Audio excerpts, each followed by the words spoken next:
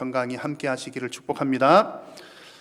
여러분, 대인 관계나 신앙생활 하실 때에 이제 뭐 여러 가지 걸림돌들이 있는데 아마 그 가운데 가장 큰 걸림돌 중에 하나가 욕심이 아닐까 생각합니다. 욕심, 상대방을 향한 욕심, 또 뭐 하나님과의 관계에 있어서도 내가 가지고 있는 욕심들이 아마 큰 걸림돌이 될 것입니다. 물론 우리 성도님들은 대체로 늘 말씀 가운데 훈련을 잘 받으셨기 때문에 큰 욕심을 내고 살아가지는 않을 것이라고 생각을 합니다. 자, 그런데 저 자신을 돌아보아도 그러고요.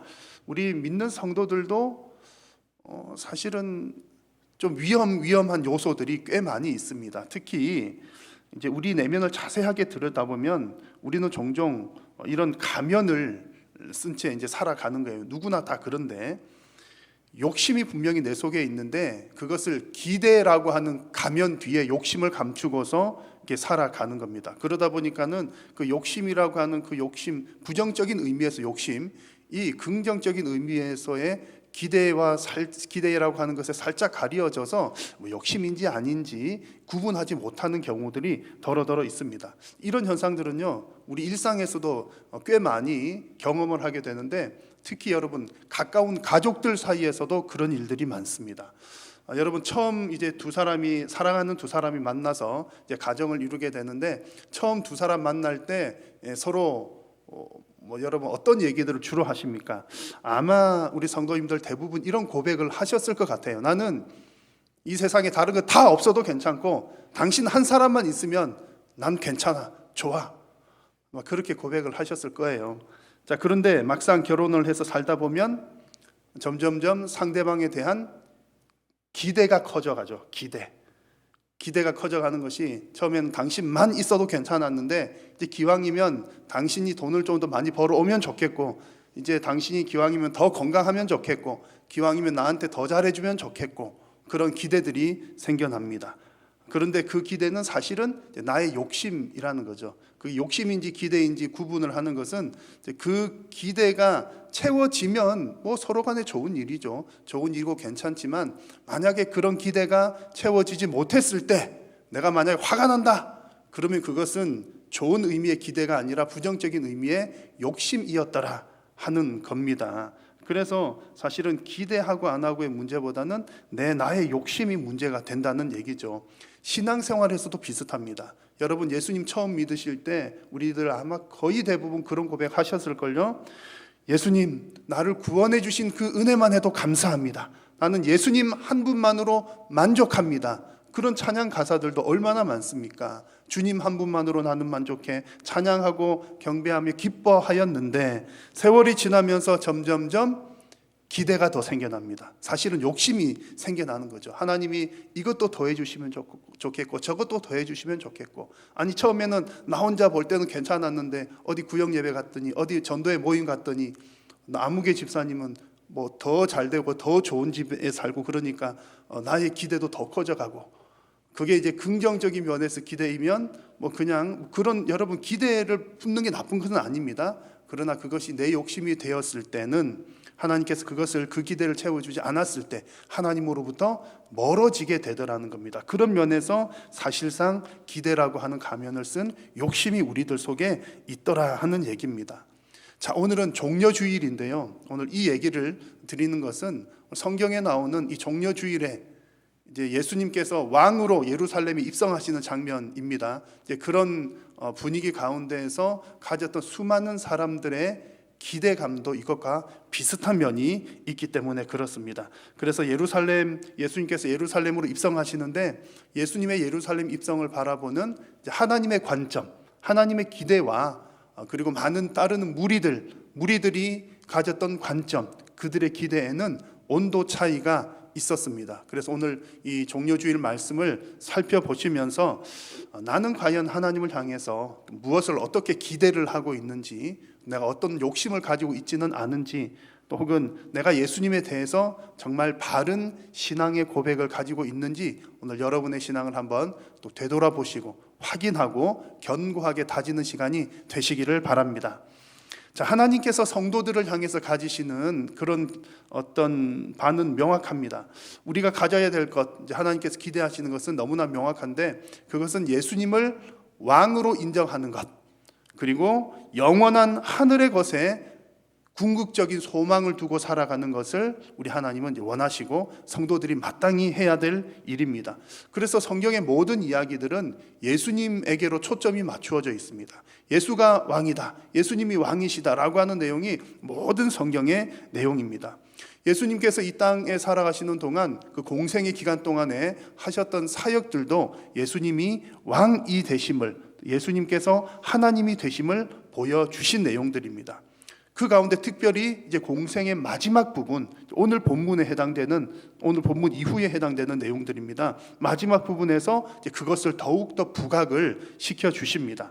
그래서 오늘 읽은 말씀은 예수님께서 십자가를 지시기 위해서 예루살렘으로 들어가시는 장면입니다. 뭐하러 들어가신다고요? 십자가 지러 가시는 겁니다. 그런데 아직까지 사람들은 이 사실을 잘 깨닫지 못하고 있습니다. 그러나 예수님은 분명히 알고 계시고 또 하나님께서 가지신 목적도 분명하죠. 십자가 지는 것입니다. 그 십자가를 지시는 것이 온 인류를 향해서 예수님께서 왕이 되시는 사역인 겁니다. 예수님 십자가 지시는 것이 왕 되시는 일입니다. 그래서 이 일을 위해서 성으로 들어가실 때에 들어가시는 그 장면에서부터 예수님께서 왕 되신 것을 보여주고 계십니다. 예수님께서 평상시에도 예루살렘을 여러 번 드나드셨을 겁니다. 여러 번 드나드시는데 오늘 본문에서 특별히 예수님께서는 독특한 명령을 제자들에게 내리십니다. 제자들에게 말씀하시기를 저기 건너편 마을로 가서 나귀 새끼 한 마리를 끌고 오라는 겁니다. 그런데 예수님께서는 그 나귀를 살 수 있는 돈을 주셨다거나 아니면 뭐 이런저런 얘기를 해서 뭐 설득을 하거나 부탁을 해서 한 마리 가지고 오너라 이렇게 말씀하신 것이 아니라 누가 뭐라고 말을 하거든 그것에 대해서 다른 말 할 것이 아니라 주가 쓰시겠다라 예수님께서 이 말씀만 하나를 하시는 겁니다. 예루살렘 들어가시는데 그냥 걸어서 가실 수도 있겠고 또 꼭 뭐가 필요하시면은 뭐 타고 가실 것이 필요하면 돈을 주고 빌려서 타시거나 뭐 값을 지불하고 사서 타시거나 그렇게 하는 것이 더 자연스럽게 보이는데 예수님께서는 굳이 건너편 마을 가서 나귀 새끼를 가지고 오라고 하셨고 또 그 얘기를 할 때 주가 쓰시겠다라 그 말씀 한마디만 지금 남기셨습니다. 예수님께서 이런 행동을 보여주신 데는 분명히 이유가 있습니다. 예수님께서 바로 그 오래전부터 예언되어 오신 온 인류의 왕 되신다는 사실을 보여주시기 위해서 이 짧은 한마디 주가 쓰시겠다 하라 그리고 나귀 새끼 가지고 오라 그리고 나귀 타시고 들어가시는 겁니다. 자, 주가 쓰시겠다 하라는 이 말씀에서 주라고 하는 말은 더 정확하게 표현을 하면 그 주인이라고 하는 말입니다. 그것의 주인, 그 주인이 쓰시겠다. 근데 지금 그 나귀 새끼의 주인은 따로 있잖아요. 나귀가 여기 있으면 그 나귀의 주인이 분명히 있는데 예수님께서 말씀하시기를 제자들을 통해서 말씀하시기를 그 주인이 쓰시겠다고 하라. 그게 무슨 뜻입니까? 예수님께서 모든 피조 세계의 왕 되신다는 사실, 모든 피조물들의 주인이라는 사실을 드러내는 표현이라는 겁니다. 그래서 예수님께서 주가 쓰시겠다 하라 이 말씀 한마디를 남기시는 거죠. 예수님이 정말 참된 왕이시다라고 하는 것을 표현하는 그런 말씀입니다. 또한 예수님께서 그 나귀를 가지고 오도록 하셔가지고 나귀를 이제 타고 들어가시는데 특별히 나귀를 타시는 것에도 이유가 있습니다. 나귀를 타고 들어가시는 것이 뭐 그냥 탈 것들도 뭐 여러 가지가 있지 않았겠습니까? 뭐 말도 더 큰 말도 있었을 테고 또 뭐 글쎄요 택시는 없었겠지만 뭐 여러 가지 교통의 수단들이 있었을 겁니다. 그런데 왜 특별히 나귀를 타고 오셨을까? 그것은 이미 예수님께서 하나님께서 오래전부터 예정해 놓으신 것을 이루시기 위함이었습니다. 하나님께서는 스가랴 선지자를 통해서 말씀을 해 주셨는데 자, 2장 21절 5절 말씀을 같이 한번 읽어보겠습니다. 시온 딸에게 이르기를 내 왕이 내게 임하나니 그는 겸손하여 나귀 곧 멍에 매는 짐승의 새끼를 탔도다 하라 하였느니라. 아멘. 자, 이 5절의 내용이 바로 스가랴 9장 9절의 내용입니다. 이미 오래 전부터 하나님께서 예정해 놓으신 그 일을, 스가랴 선지자를 통해서 예언하신 그 일을 성취를 하시는 장면인 겁니다. 자, 이 구절의 뜻은 이렇습니다. 시온의 딸이라고 하는 말은 예루살렘에 사는 백성들아, 이런 뜻이고요. 예루살렘에 사는 백성들에게 뭐라고 말씀합니까? 너의 왕이 너에게 임한다, 그렇게 얘기를 했습니다. 너의 왕이 너에게 임한다. 이 얘기를 언제 하셨다고요? 스가랴 시절에 이미 약 500년 전부터 하나님께서 선지자를 통해서 예언을 하셨습니다. 장차 너희의 왕이 예루살렘으로 들어가실 텐데 그 너희의 왕은 어린 나귀를 타고 갈 것이다. 어린 나귀를 타고 가는 그 사람이 바로 너희들의 왕이다. 그것을 이미 오래전에 예언을 하셨던 겁니다. 그래서 예수님께서 굳이 나귀를 타신 이유가 바로 이 하나님의 예언을 성취하기 위함이었던 겁니다. 뿐만 아니라 예수님께서 나귀를 타신 것은 특별히 오늘 5절 말씀의 중반부에 보시면 그는 겸손하여서 나귀 새끼를 탔다라는 표현이 나오는데 예수님이 왕으로 들어오시는데 특별히 겸손의 왕이신 것을 보여주시기 위함입니다. 나귀 새끼는 겸손과 평화를 상징을 합니다. 그래서 오늘 5절 말씀에 그는 겸손하여 라고 표현을 했지요. 나귀를 타고 겸손의 왕으로 들어가신다? 이 부분에도 아주 중요한 메시지가 담겨져 있습니다. 예수님은 온 인류의 왕이신 것은 분명한데 무력으로 왕이 되신다거나 어떤 정치적인 능력으로 왕이 되시는 분이 아니라 겸손하게 평화로운 자로서 왕이 되신다라는 그런 얘기입니다. 어떤 방법을 통해서요? 십자가를 지심으로, 죄인들을 위한 그 십자가를 지심으로 겸손한 평화의 왕이 되신다는 그 얘기입니다. 여러분, 십자가를 진다는 것은 육신적으로는 죽음을 의미하는 것이지요. 그래서 세상적으로 보면 모든 것이 끝났구나, 실패로구나, 이렇게 보여질지도 모르겠습니다. 그러나 하나님께서는 예수 그리스도를 십자가에 죽게 하심으로 죄값을 치르게 하시고 또 다시 부활시키셔서 모든 인류의 생명을 보장을 하셨습니다. 그래서 하나님은 이렇게 예수님의 십자가를 통해서 영원한 것을 보여주셨던 겁니다. 이것이 하나님의 관점이요 하나님의 계획이었습니다. 십자가를 지심으로 왕이 되는 것, 이것이 하나님의 관점, 뜻이었습니다. 자, 그런데 예수님을 따르던 많은 무리들이 있었는데 그 무리들의 관점은 조금 달랐습니다. 겉으로 보기에는 그들 역시 예수님을 왕으로 인정을 했습니다. 자, 그러나 그들의 생각은 예수님 왕입니다. 우리의 왕입니다. 우리의 왕이 들어오십니다. 그러지만 그들이 생각한 왕은 하나님께서 기대하셨던 것과 같은 영원한 왕이라기보다는 이 땅에서 우리를 위해서 무슨 역할을 하실 왕, 이렇게 기대를 했습니다. 그들의 신앙이 완전히 잘못됐다 그런 의미가 아니고요. 아직까지 충분히 깨닫고 있지 못했다는 얘기입니다. 자, 나귀를 끌고 온 제자들의 모습을 보십시오. 나귀를 이제 제자들이 끌고 왔습니다. 그 위에 겉옷을 얹습니다. 그리고 무리의 대다수, 많은 사람들도 자신의 겉옷을 벗어서 땅에 깔거나 또 종려나무 가지를 깔거나 흔들거나 이렇게 했습니다. 자, 이런 행위들을 하는 것, 나귀나 말 위에 겉옷을 얹는 것, 땅에다 펼치는 것, 이런 것들은 왕을 영접하는 것, 또 혹은 왕이 즉위해서 말을 타고 가실 때에 백성들이 그 왕을 향해서 표현하는 최고의 어떤 그 존경의 표현이었습니다. 거기에 더하여서 지금 따르던 사람들이 어떤 말로 외치고 있습니까? 자, 9절을 한번 같이 읽어볼까요? 시작. 앞에서 가고 뒤에서 따르는 무리가 소리 높여 이르되 호산나 다윗의 자손이여 찬송하리로다. 주의 이름으로 오시는 이여 가장 높은 곳에서 호산나 하더라. 아멘. 사람들이 옷을 펼쳐서 깔고 또 종려나무 가지를 깔고 흔들고 그러면서 크게 외치는 소리가 호산나 다윗의 자손이여, 이렇게 외칩니다. 유대인들에게 최고의 왕이 다윗이었습니다. 다윗의 자손이여, 이 말은 최고의 왕 가문에서 나오는 왕이다, 이런 의미를 가지고 있고요. 호산나라고 하는 말은 우리를 구원해 주십시오, 그런 뜻입니다. 우리를 구원해 주십시오. 그러니까 사람들이 지금 예수님 들어오실 때에 호산나 다윗의 자손이여 이렇게 외치는 것은 분명히 예수님을 왕으로 인정하고 예수님을 메시아로 인정하는 그런 모습입니다. 예수님께서 그들을 구원해 주실 것을 기대하고 있었던 것이지요. 자, 그럼 여기까지는 참 좋습니다. 그리고 이런 간절한 마음 너무나 귀하고 꼭 필요한 마음들입니다.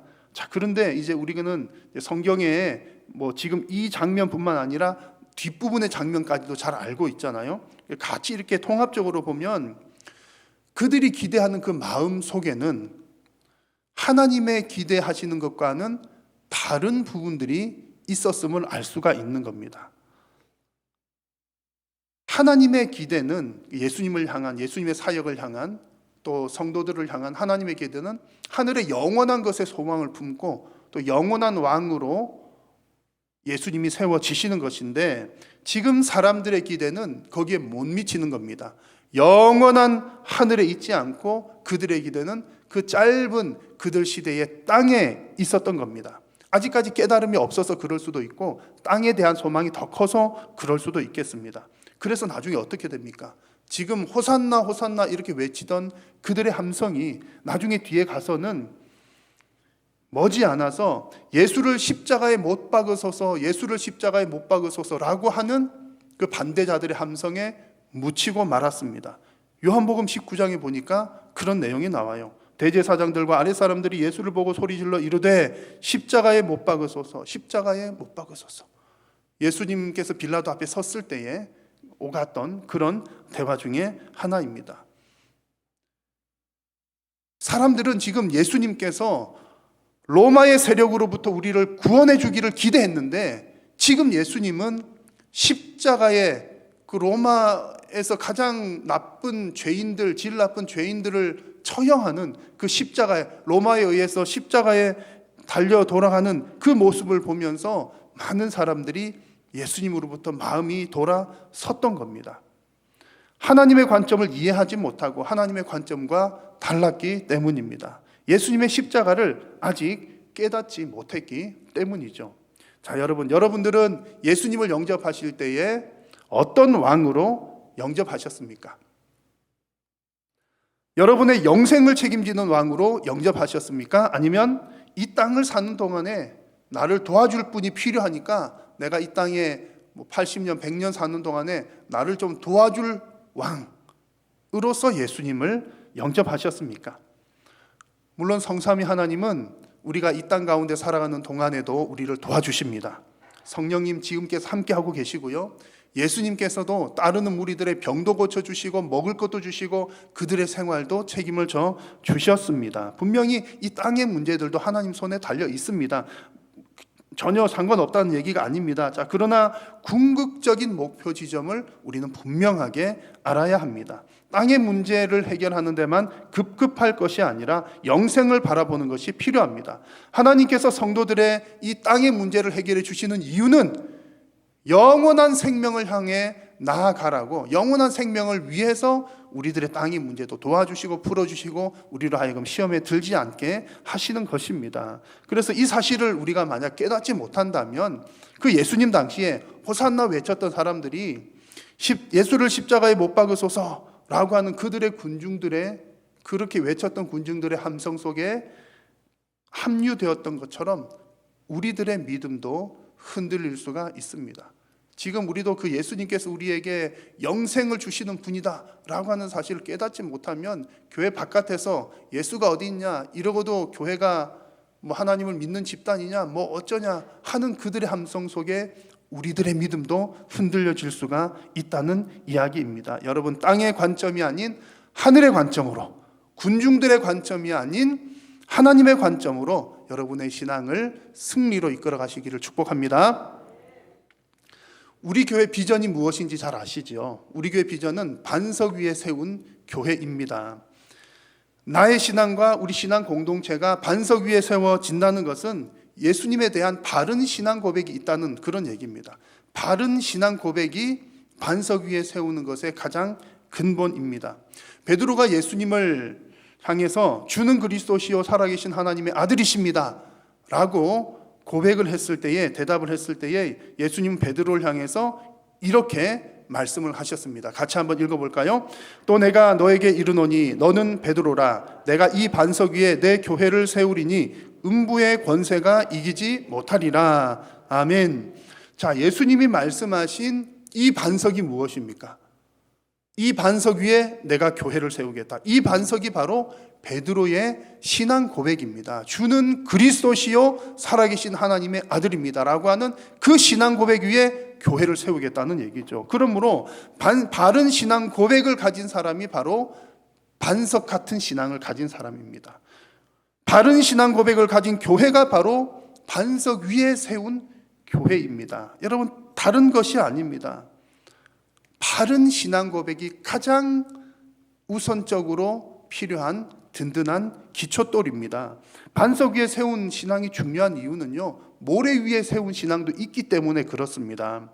자, 하나님을 믿고 또 예수님을 믿노라 하면서도 환난이 다가오면 마치 모래 위에 지은 집처럼 흔들리고 무너지는 신앙이 있다는 얘기죠. 그래서 우리 성도들은 항상 내가 과연 예수님에 대한 바른 신앙 고백을 가지고 있는지를 확인을 해야 되는 겁니다.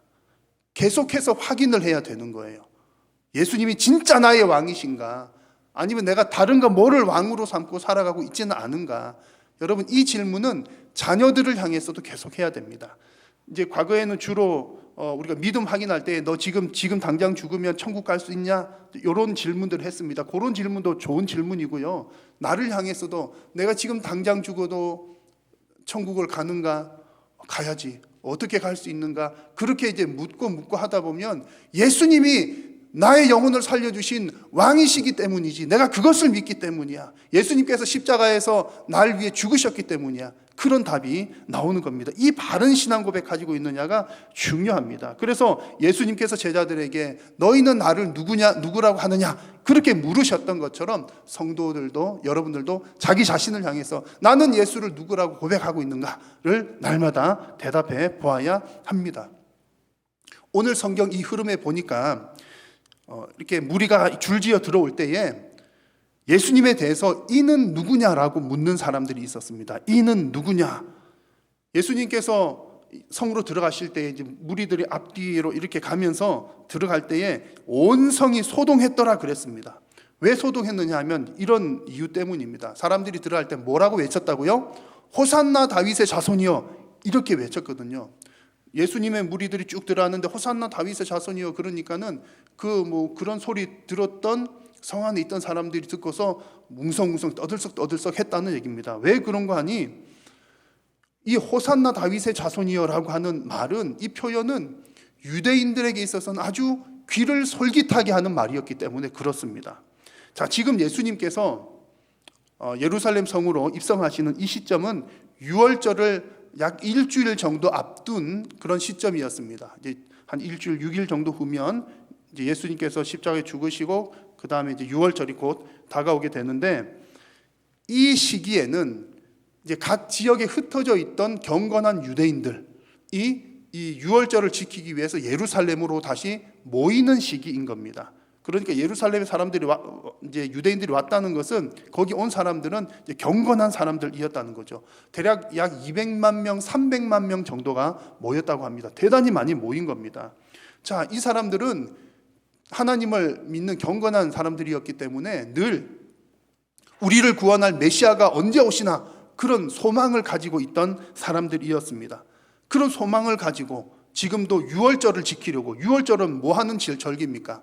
하나님께서 이스라엘 백성들이 애굽 땅에서 고통당하고 있을 때 애굽으로부터 구원해내 주신 것을 기념하는 절기입니다. 그러니까 이 유월절 지키면서 하나님의 구원을 그렇지 않아도 간절히 사모하고 있는데, 지금 저 멀리서 무슨 소리가 들린다고요? 호산나 다윗의 자손이여, 그런 소리가 들리는 겁니다. 그러니까 이게 무슨 소리야? 메시아가 나타났나? 그런 관심을 보일 수밖에 없었고 온성이 떠들썩할 수밖에 없었다는 얘기입니다. 그래서 그런 소리를 듣던 사람들이 이는 누구냐? 라고 하자 예수님을 따르던 무리들이 이렇게 대답을 했습니다. 무리가 이르되 갈릴리 나사렛에서 나온 선지자 예수라 하니라. 예수님을 향해서 선지자 예수다 이런 대답을 합니다. 여기서 선지자 예수라는 말은 이제 그 선지자 예수라는 말입니다. 그 선지자, 어떤 그 선지자인가요? 이미 구약 시대 때부터 예언되어 온 그 선지자, 특별히 모세로부터 예언되어 온 그 선지자 메시아가 바로 이 예수다 이런 대답을 하는 겁니다. 아직까지 예수님을 향한 계시가 완성이 되지 않았기 때문에 지금 이 무리들은 아직까지도 메시아가 십자가에 죽어야 된다는 것은 이해하지 못하고 있습니다. 그리고 앞서 말씀드린 것처럼 예수님을 배반하는 사람들도 많이 생겼습니다. 그럼에도 불구하고 하나님은 이 무리의 입술을 통해서 예수님이 메시아, 곧 예수님이 곧 왕이시라는 것을 지금 고백을 하게 하시고 있는 것입니다.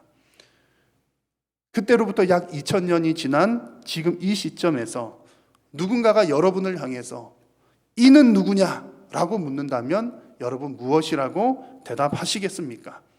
우리의 대답은 명확합니다. 우리의 대답은 예수님은 죄인을 위해서 십자가를 지신 우리의 왕입니다. 아멘입니까? 예수님은 우리의 왕이신데 십자가를 지신 우리의 왕이십니다. 그 당시 사람들은 이 사실은 몰랐지만 우리에게는 그 고백을 하는 겁니다. 예수님이 우리의 왕이 되신 방식은 전쟁을 통해서도 아니요, 정치적인 능력을 통해서도 아닌 낮고 전한 자리로 오셔서 친히 죄인의 십자가를 지시고 부활하심으로 우리의 왕이 되셨습니다. 이것이 하나님의 방식입니다. 자, 여러분들은 예수님이 여러분들에게 어떤 왕이 되기를, 어떤 왕이시기를 기대하고 계십니까? 그 어떤 기대감보다도 우리에게 영생을 주시는 분, 또 영생 주신 것에 대해서 감사하는 여러분들이 다 되시기를 바랍니다. 이 땅의 그 무엇도 우리의 생명과 바꿀 수 있는 것은 없습니다. 그 생명도 이 땅의 생명이 아니라 영원한 생명입니다. 그 영원한 생명과 바꿀 수 있는 것은 그 무엇도 없습니다. 그래서 성도가 예수님 믿으면서 이 영생에 대한 관심보다 다른 것에 더 큰 관심을 두게 되면 이 영생에 대한 감사와 기쁨과 감격이 줄어들 수밖에 없습니다. 그래서 이번 주간, 고난주간을 보내시면서 여러분을 구원하신 그 삼위 하나님의 그 사랑을 더 깊이 한번 확인하시고 감사가 넘치는 주간이 되셨으면 좋겠습니다. 예수님은 나에게 영생을 주신 나의 왕이십니다 라고 하는 고백으로 정말 기쁨과 감사와 찬양이 넘쳐나는 복된 한 주간 되시기를 주님의 이름으로 축원합니다. 기도하겠습니다. 살아계신 우리 하나님 감사합니다. 영원히 죽었던 우리들에게 예수 그리스도의 십자가를 통하여 영원한 생명 허락하여 주심을 감사합니다. 이것이 우리에게 가장 큰 기쁨이요 감사의 제목인 줄로 믿습니다. 예수님께서 우리의 왕이 되신 것은 우리에게 생명 주시고 우리를 살려주신 분이며 특별히 그 일을 위하여 십자가를 지신 분이시기 때문인 줄로 믿습니다. 오직 예수님을 날 구원하신 왕으로 삼고 기쁨과 감사로 살아가는 귀하고 복된 우리 성도님들 되게 하여 주옵소서. 예수님의 이름으로 기도드립니다. 아멘.